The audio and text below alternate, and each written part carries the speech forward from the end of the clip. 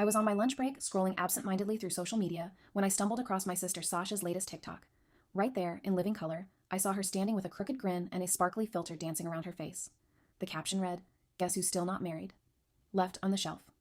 Singleness forever." The most galling part wasn't even the text on the screen, it was how she said it, in that sing-song voice. If she's not married by 30, she might as well adopt a few cats. Followed by a theatrical sigh and a poorly concealed laugh. I should mention, Sasha and I used to be close. We were the same size in clothing and shoes, so we borrowed from each other.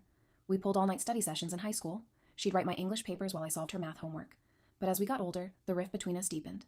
She got engaged at 25 and started sprinkling unsolicited advice about how to land a husband. Maybe that was part of it. She felt her having a ring gave her free rein to talk down to me. Still, to broadcast to the internet that I was left on the shelf stung. I was about to comment something snarky, maybe about her new hairstyle or her questionable life decisions, when my phone buzzed and a text popped up from Jeremiah, my fiancé. The fiancé Sasha didn't even know existed, because I'd kept our engagement secret from most of my family. The text read, "We need to talk. I can't marry you. Not like this? Sorry." My stomach tightened. The nerve of him to drop that bomb when we were scheduled to pick out invitations that very weekend? But this time, I didn't panic. I inhaled a slow breath, counting to 4, then exhaling for 4. I had been expecting something like this. Jeremiah's behavior in recent weeks, sudden disappearances, bizarre excuses, had signaled that the tide was turning. I wasn't going to let him demolish my life plans without a fight. Not that I wanted to cling to him at all costs. No, quite the opposite. I just wanted to make sure I came out of this unscathed. It took a few more hours for Jeremiah to gather the courage to show up in person. By that time, I'd already had a conversation with my lawyer. Yes, my lawyer. I'm an event planner turned entrepreneur, and I learned to cover my bases early. He knocked on my door precisely at 9 that evening, wearing rumpled jeans and a guilty expression. In one hand, he clutched a half-finished energy drink. "Hey," he said, as though greeting the neighbor's dog. "Can we talk?" I stepped aside wordlessly to let him enter. My living room was immaculate. Fresh flowers on the coffee table, cushions plumped. He sat on the edge of the couch, gingerly, like it might explode. He ran a hand through his hair, usually so impeccable, now in disarray. "I'm sorry about everything. But I have to be honest. I'm in love with someone else." Another blow. Even though I'd half expected it, hearing him say the word still made my spine go rigid. He dropped his gaze to the floor. "It's just that I think we moved too fast. And I don't want to hurt you more than I have to, but I can't marry you." He paused, likely expecting a meltdown, a barrage of tears, or at least some dramatic fling of a decorative pillow across the room. Instead, I said calmly, "I appreciate your honesty, Jeremiah. Let's keep this civil, shall we?" He blinked. You're not mad?" "Oh, I'm mad," I told him, forcing a small smile. "But I'd rather deal with this in a way that benefits both of us, especially me. Don't you agree?" He nodded slowly, uncertain. He had no idea of my hidden preparations, the ironclad legal documents I'd quietly filed, the contingency plans I'd drafted for just this scenario. After all, I wasn't the naive fiancé he assumed I was. I had no intention of letting him skate away scot-free after the time and energy I'd invested, personally and professionally, in our relationship. My face was the picture of composure. I'd spent the past few days methodically collecting evidence and updating crucial documents, suspecting this moment would arrive. A month ago, I discovered Jeremiah's side ventures. With another woman, yes, but also with my business funds. Certain sums had been disappearing from my event planning account. Suspicious reimbursements. Expenses for lavish lunches at places I didn't recall. I quietly traced the money, documented everything, and closed all the shared accounts, without telling him. So as he sat there, looking rattled, I offered him a seat at my dining table. He fidgeted, glancing around as though a security detail might jump out from behind my curtains. "How do you want to handle everything?" he asked, voice wobbling. "The wedding, the money stuff." I placed my phone on the table, letting my quiet satisfaction settle in the space between us. I've canceled all the vendors except the caterer, and that's because the deposit was non-refundable. I also decided to keep the caterer as is because my sister Sasha's new side hustle was apparently catering. A cosmic coincidence. She'd begun marketing her services online as a master chef with questionable credentials. More on that later. Jeremiah froze. "Wait, you canceled the wedding without telling me?" I arched an eyebrow. "Why wouldn't I? You just said you're in love with someone else. The wedding is off. For you." His face twisted in confusion. "What do you mean? For me?"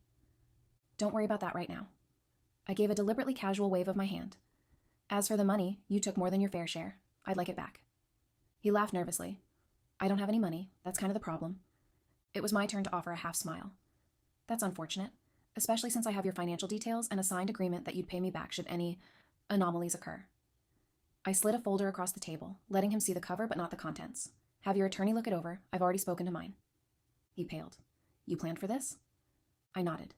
"Yes. Now get out." Here's the thing about quiet planning. People rarely suspect it. I've always found it beneficial to be the type who can slip under the radar when needed. Before Jeremiah came into my life, I'd learned from smaller heartbreaks that you need to protect your interests. Love made me hopeful, but caution made me wise. 3 months prior, I'd found a suspicious transaction and confronted Jeremiah, mildly, gently, asking if he'd mistakenly charged something to our joint account. He'd brushed it off. That moment, a little flame of doubt lit up in my chest. Instead of letting it die, I nurtured it with detective work. I discovered not just the second woman, but the elaborate script of lies he told her about how he was self-made, using my money. Legally, I was untouchable. Any joint finances were firmly separated by the prenuptial agreement he'd signed in a rush, thinking it was just standard procedure. It was, but with a few extra paragraphs ensuring I'd retain the rights to any revenue streams I generated. I'd also started funneling my new clients' payments into a separate LLC. Jeremiah, in his arrogant overconfidence, never noticed the changes. After we parted ways that night, I felt a swirl of emotions: anger, relief, and a measure of triumph. I didn't respond to Sasha's viral TikTok. I didn't post cryptic quotes. I didn't even flinch when my mother called from across the country, worried about the rumors that my wedding was off. Instead, I did what I always do. I quietly plotted my next move. Jeremiah's downfall was swift, and in many ways, entirely his own doing. The first step? He tried to boast about me and the wedding drama to his new girlfriend, someone named Kendra, who had no idea the money Jeremiah flashed around came from me. Kendra was apparently a small-town influencer trying to build her brand. The moment she learned that Jeremiah was broke, she posted about it on all her socials, scorching his reputation. Something like, "When you find out your wealthy fiancé's fortune is actually his ex's." Scam. Soon after, Jeremiah tried to negotiate with me, sending me frantic texts. "I can pay you back in installments. Please don't take me to court. We can be civil, right?" I took screenshots, saved them in the same folder labeled Jeremiah Debts. My lawyer assured me it was open and shut, especially if he defaulted or tried to wriggle out of his responsibilities. Sasha, for her part, was still riding her small wave of TikTok fame from the left on the shelf post. My mother had told me Sasha's full-time job ended abruptly. Apparently, her boss found out she'd been filming mocking videos about coworkers during office hours. Sasha's fiancé had also parted ways with her months back. So while she was laughing at my singledom, she was secretly rebranding herself as a caterer to pay her rent. I probably should have felt sorry for her, but it was hard to muster sympathy for someone who gleefully tried to humiliate me in front of hundreds of thousands of followers. Karma can be relentless like that. So, with Jeremiah's illusions of grandeur crumbling, and Sasha trying to reinvent herself as a caterer, I returned to my business: event planning. The fiasco with Jeremiah ironically fueled my creativity. I landed 2 major corporate clients who wanted lavish, multi-day conferences. My brand soared. I streamlined the entire enterprise, deciding on a new name, Serenity Events, and a fresh website. If I'm being honest, I think success was my best revenge. I was waking up before dawn, pounding out proposals and networking with potential collaborators. Week by week, my confidence grew, and so did my bank account. One day, a top-tier wedding venue approached me. They needed a last-minute replacement for a wedding planner who'd bailed. The soon-to-be bride and groom were a dream couple. No drama, just a desire for something enchanting. They were on a tight timeline, and I had the exact expertise they needed. As I hammered out the details of that wedding, I realized that I still had a deposit with a certain caterer, Sasha's new company. Recalling the deposit was non-refundable, I pitched the bride on using a fresh face in the local scene, someone who might offer a generous discount if we could show off her work. Sasha jumped at the chance. She needed the exposure and the paycheck. The bride, wanting to save money, agreed eagerly. It felt strange to indirectly employ my sister after she just mocked me for my supposed lonely future. But there was an irony too delicious to pass up. She was sneering at me on TikTok, but behind the scenes, she'd be cooking for an event I planned. She wouldn't know until the day of that it was my wedding. See, Jeremiah wasn't the only one I'd been secretly preparing for. Despite everything, I had found love again. Only this time, quietly, with a wonderful partner I'd known as a longtime friend. We joked for years that if we turned 30 and were both single, we'd just get married for the tax break. But laughter turned into something real. We bonded over late-night coffee runs and shared heartbreak stories. He was gentle, respectful, and everything Jeremiah wasn't. When he popped the question, it was 2 months after Jeremiah left. People might say that's fast, but it felt right. And we wanted a small wedding. None of the big fuss, none of the family drama. Or so I thought. But part of me realized there was a chance for a poetic twist. I still had that deposit with Sasha's catering. Why not repurpose it? The months flew by, and my business soared. I regularly posted about my events, focusing on their success and the happiness of my clients, never referencing the betrayal or the meltdown in my personal life. My feed glowed with elegantly draped tables, twinkling centerpieces, and well-dressed attendees living their best lives. I'd made a name for myself as the person who could pull off a flawless wedding in under 6 weeks. Word spread. Bookings poured in. Meanwhile, Jeremiah defaulted on his repayment plan after only the first month. My lawyer sent him a final notice, and he panicked. Rumor had it he'd hopped from couch to couch, trying to avoid me, Kendra, and any other exes he'd scammed. A mutual friend, okay. An acquaintance who took glee in feeding me gossip hinted that Jeremiah had tried to move out of state. It wouldn't help. The paperwork was filed, and he'd either appear in court or face a warrant. Ironically, Sasha, my sister who tried to brand me left on the shelf, was now living paycheck to paycheck, or gig to gig, after her fiancé ended their engagement. She poured all her creative energy into building a catering business, hoping her online following would keep her afloat. But a few savage Yelp reviews about undercooked pasta and unprofessional staff started to chip away at her reputation, which is why she jumped at the chance to cater an upscale private wedding. It was exactly the credibility boost she needed. She still had no idea whose wedding it was, though. And I wasn't advertising it. The invites were discreet, going only to close friends and family I trusted. My mother and father were sworn to secrecy. Sasha had apparently lost contact with them after Dad refused to co-sign her loan for a bigger commercial kitchen. So yes, this wedding would be a complete surprise. On the morning of my wedding, my best friend Angie helped me with the final touches. We arrived at the small, picturesque garden venue at dawn. The air smelled of roses, dews, and the first whiff of coffee from the staff lounge. My fiancé was in a separate suite with his groomsmen, waiting. We planned to do a simple ceremony. Just vows, rings, a short blessing from the officiant, and a small reception.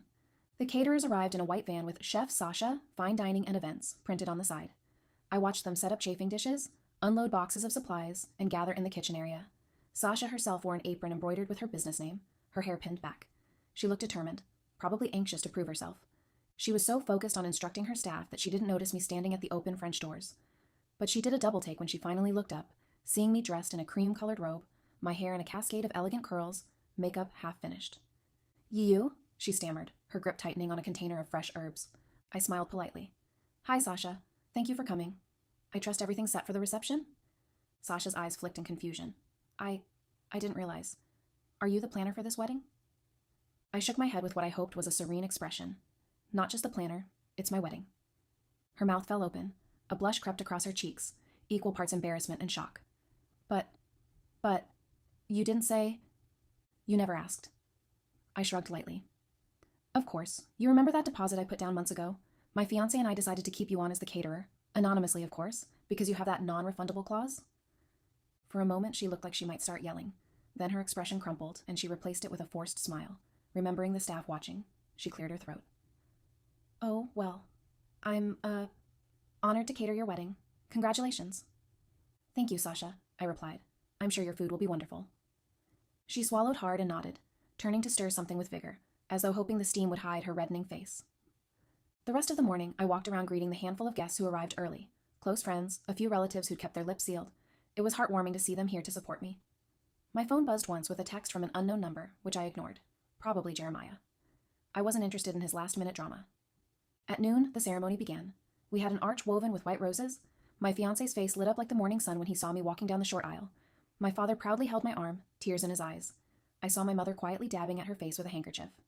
A hush fell over the small crowd, and in that moment, I forgot about Sasha, about Jeremiah, about social media opinions. This moment felt like coming home. Love, trust, the promise of a future built on honesty. The officiant was quick, the vows heartfelt. When we finally kissed, I heard clapping and cheering. My heart soared. As we stepped away from the arch, I caught sight of Sasha standing off to the side with her staff, presumably to make sure the hors d'oeuvres were served promptly. Her expression was unreadable, some storm of envy, confusion, and maybe, just maybe, a touch of admiration. I walked past her with my new husband, and for a fraction of a second, I felt a pang of sympathy. Sasha had tried to humiliate me publicly when she felt her own life was spiraling, but that was her choice, not mine. I kept moving.